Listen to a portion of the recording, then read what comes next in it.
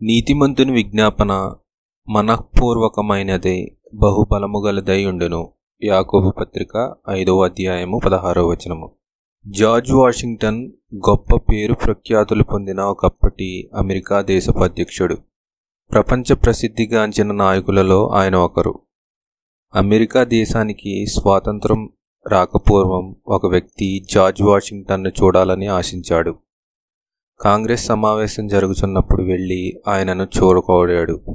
కానీ అంతమందిలో ఆయనను ఎలా గుర్తుపట్టేది? ఇదే అతని ప్రశ్న. అయితే అక్కడుండిన వారిలో ఒక అధికారి, ఇదిగో సమావేశం ప్రార్థనతో ప్రారంభిస్తారు, అంతమందిలో కుర్చీ దిగి మోకరించే వ్యక్తే జార్జ్ వాషింగ్టన్ అని గుర్తుంచుకొని చెప్పాడు.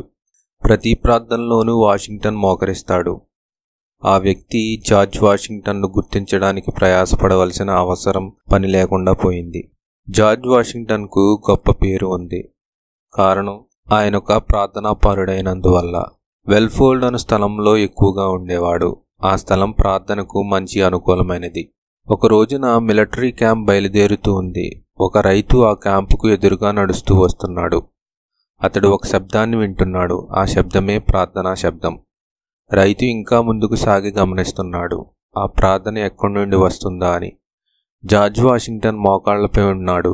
అతని కన్నుల నుండి కన్నీరు కారుతూ అతని ముఖాన్ని తడుపుతున్నాయి. ఆ దృశ్యం చూశాక ఆ రైతు ఇంటికి వెళ్ళి తన భార్య హన్నాతో, జార్జ్ వాషింగ్టన్ మన సైన్యాన్ని విజయపథంలో నడిపిస్తాడు, మనమే గెలుస్తాము, అమెరికాకు స్వాతంత్రం వచ్చి తీరుతుంది అని ఉత్సాహంగా చెప్పుచున్నాడు.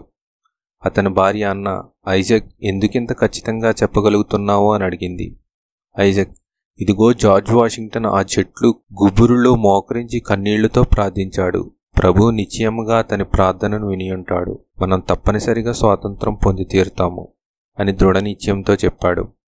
అవును, ఒక వ్యక్తి స్థిరంగా నిలబడినప్పుడు దేవుడు అతని విశ్వాసాన్ని, ప్రార్థనలను లక్ష్యపెడతాడు.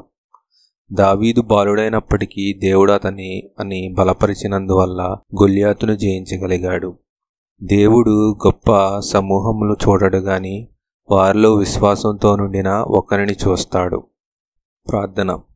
తండ్రివైన దేవా యెహోవా, మీకు వందనాలు ప్రభువా. ఈరోజు మీరు మాకు అనుగ్రహించిన వాక్యాన్ని బట్టి మీకు వందనాలు. ఎవరైతే మోకరించి నీకు ప్రార్థిస్తారో వారిని నీవు తప్పక చూస్తావు, వారి ప్రార్థన ఆలకిస్తావా, వారి హృదయాన్ని చూసే దేవుడు ప్రభువా. నువ్వు హృదయాన్ని లక్ష్యపెట్టే దేవుడు ప్రభువా. మనుషులైతే పై రూపాన్ని లక్ష్య పెడతారు, నువ్వైతే హృదయాన్ని చూసే దేవుడు ప్రభువా. ఎండిన ఎడారిని నీటి ఓటలుగా చేసే దేవా నీకు వందనాలు ప్రభువా. ఎండిన నేలను ఏదేను వనంలా చేసే దేవా నీకు వందనాలు ప్రభువా. మేము ఈరోజు విన్న వాక్యంలో జార్జ్ ఏ విధంగా అయితే మోకరించి ప్రార్థించాడో ఆ విధంగానే మేము కూడా నీకు ప్రార్థించి మీ నుండి విజయాన్ని, విడుదలను పొందుకునే భాగ్యం దయచేయండి. ఈ వాక్యం ఉంటున్న ప్రతి ఒక్కరికి మీరు సహాయం చేయండి. వారి ప్రార్థన ఏదైతే ఉందో మీరే ఆలకించి కనికరంతో, కృపతో వారికి సహాయం చేయండి. వారి పాపములను క్షమించండి. వారి ప్రతి అవసరం తీర్చండి. వారిలో అనారోగ్యంతో ఉన్న వారిని స్వస్థపరచండి ప్రభువా. వారి సమస్యలను విడిపించండి. క్లిష్ట సమస్యల్లో ఉన్నవారు మీ పైన ఆధారపడి ఏ విధంగా జీవించాలో వారి జ్ఞానాన్ని అనుగ్రహించండి ప్రభువా. మీకే సహాయం చేయండి.